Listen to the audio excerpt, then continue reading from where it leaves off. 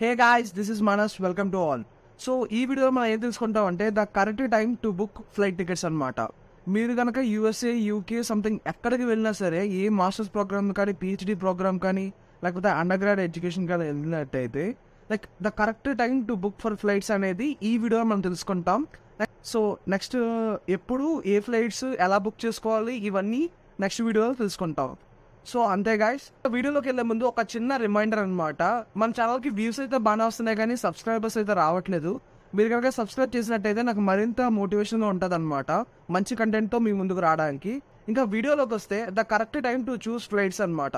ఇప్పుడు చాలామంది ఏం ఫీల్ అవుతారంటే, బ్రో ఇప్పుడు నుంచి ఫ్లైట్ టికెట్స్ బుక్ చేసుకున్నాం అనుకో, ఒకవేళ వీసా స్లాట్లో మాకు ఒకవేళ వీసా రాకపోయినా, రిజెక్షన్ అయినా, లేకపోతే నాకు ఏదో హెల్త్ కండిషనో, లేకపోతే ఇంకేదో మెడికల్ రిలేటెడో, లేదా బయట ఇంకేదైనా ఇబ్బంది అయ్యి ఒకవేళ అటెండ్ అవ్వలేకపోతే, అంటే యూనివర్సిటీకి అటెండ్ అవ్వకపోతే ఆ డబ్బులన్నీ వేస్ట్ కదా బ్రో ఫ్లైట్ టికెట్. అందుకని ఏం చేస్తానంటే వెళ్ళే ఒక 10 days ముందో లేదా 20 days ముందో, లేకపోతే వీసా స్లాట్ అయిన వెంటనే నేను ఫ్లైట్ టికెట్ బుక్ చేసుకుంటా బ్రో, వీసా స్లాట్ పెట్టి అని చెప్పి చాలామంది మైండ్ సెట్లో ఉంటారనమాట. బట్ అదైతే పక్కా తప్పనమాట. నేను ఇప్పుడు చెప్పే ఇన్ఫర్మేషన్ కానీ మీరు కానీ పాటించినట్లయితే మనం దాదాపు $800 to $1,000 అనేది మనం US కరెన్సీలో సేవ్ చేసుకోవచ్చు.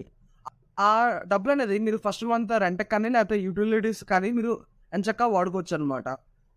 మనకి ఫ్లైట్ టికెట్స్ ప్రైజెస్ తీసుకుంటే జనరల్గా ఎలా ఉంటాయి అంటే, మనకి జనవరిలో చాలా ఎక్కువ ఉంటాయి అనమాట, హెవీ ప్రైజెస్ ఉంటాయి. ఎందుకంటే అది స్ప్రింగ్ ఇంటేక్ అనమాట, ఫస్ట్ థింగ్. సెకండ్ థింగ్ ఏంటి అంటే న్యూ ఇయర్ అనమాట. యుఎస్ అటువైపు కంట్రీస్లో న్యూ ఇయర్కి చాలా వాల్యుబుల్ ఉంటుంది అనమాట.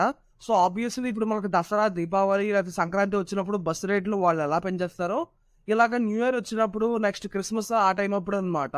సో ఆ టైం అప్పుడు ఫ్లైట్ టికెట్స్ అనేవి కూడా అలాగే పెంచేస్తారనమాట. నెక్స్ట్ మనం ఇప్పుడు ఫాన్కి వెళ్తున్నట్లయితే, ఒకవేళ ఫాన్లో ఎలా అంటే మనం ఆగస్ట్ అనమాట. సో మెయిన్లీ యూఎస్ఏ అనేది ఇంటర్నేషనల్ స్టూడెంట్స్కి నెంబర్ 1 డెస్టినేషన్ అనమాట వరల్డ్లో. సో వాళ్ళకి ఐడియా ఉంటుంది. సో మీకు ఆగస్ట్లో వెళ్తున్నారు అంటే దాదాపు అన్ని programmes maximum August 18th, 19th అలా ఓరియంటేషన్ డేస్ ఉంటాయన్నమాట. సో మీరు కనుక ఆగస్ట్లో వెళ్తున్నట్లయితే మీరనే కాదు ఇంకా చాలా మంది వెళ్తూ ఉంటారనమాట. సో అందరి కోసం ఆ ప్రైజెస్ అనేది పెంచేస్తూ ఉంటారనమాట. సో ఆ ప్రైజెస్ ఎలా ఉంటాయంటే, మీరు ఒక 3 months ముందు బుక్ చేసుకుంటే ఒకలాగా ఉంటాయి, ఒక 3 weeks ముందు బుక్ చేసుకుంటే ఒకలాగా ఉంటాయి అనమాట. సో దాని గురించి అయితే మనం కంప్లీట్ ఇన్ఫర్మేషన్ ఈ వీడియోలో తెలుసుకుంటాం అనమాట.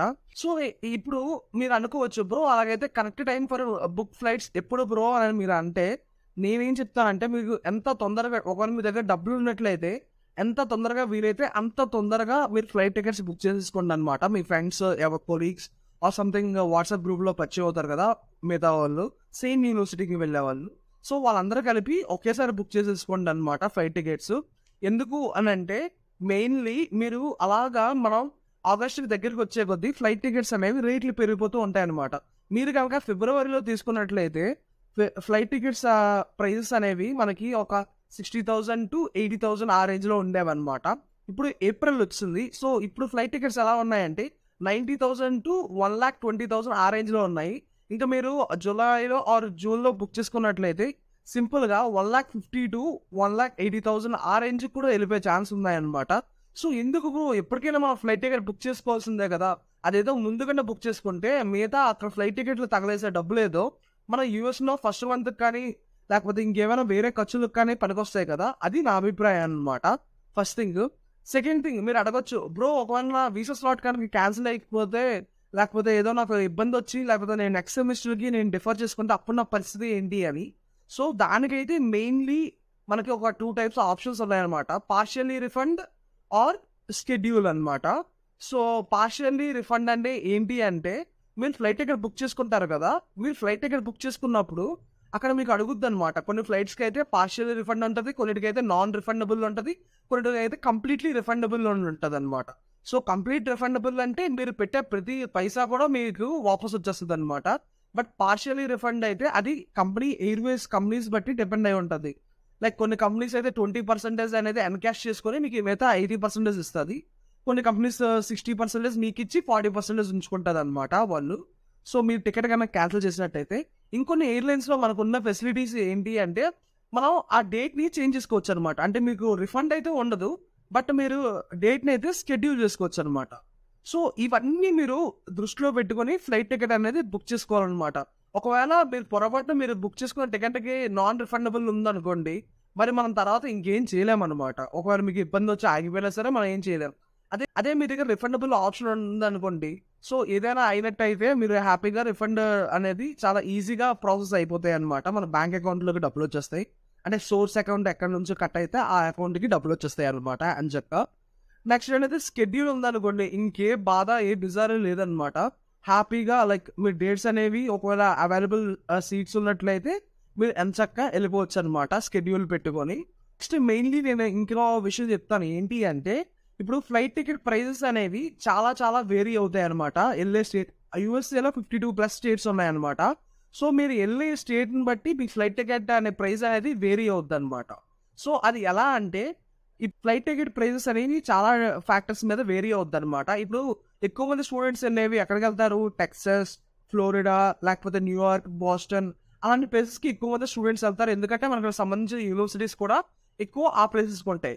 సో ఆబ్వియస్‌లీ ఆ ఏరియాస్‌కి ఎక్కువ ప్రైజెస్ ఉంటాయన్నమాట. కంపేర్ టు మిగతా ఏరియాస్‌తో కంపేర్ చేస్తే. నెక్స్ట్ ఇవి ఫ్లైట్‌లో 2 టైప్స్ ఉంటాయన్నమాట. మనం 19 ఆర్ 20 అవర్స్‌లో వెళ్ళిపోతే డైరెక్ట్ 1 హాల్ట్ అంటారనమాట.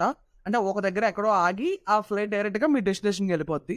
లేదు మాకు డబ్బులు తగ్గాలి, కనెక్టింగ్ ఫ్లైట్‌లో అయినా పర్లేదు అని అంటే, కనెక్టింగ్ ఫ్లైట్‌లో అంటే ఏం లేదనమాట. మీరు సంథింగ్ ఒక దగ్గర ఆగాల్సింది ఒక 3, 4 చోట్ల ఆగి ఎళ్తదనమాట. సో అలా వెళ్ళినందుకు మీకు ఈజీగా ఒక 50 టు ఒక 60 అవర్స్ మధ్యన పడతదనమాట సింపుల్‌గా. బట్ ప్రైజెస్ అనేది కూడా ఒక 30,000-40,000 అనేది సింపుల్‌గా తగ్గుద్దనమాట. సో సో ఇప్పుడు నేను చెప్పిన విషయాలన్నీ మీరు దృష్టిలో పెట్టుకొని ఏ టైంలో మీరు ఫ్లైట్ టికెట్ బుక్ చేసుకోవాలనేది మీరే నిర్ణయించుకోండనమాట. ఇంకా మనం చూస్తే నెక్స్ట్ వీడియోలో అయితే ఏ యూనివర్స్ అయితే బెస్ట్, ఎలా బుక్ చేసుకోవాలి వాటి మీద నెక్స్ట్ వీడియో ఉంటది. So thank you guys.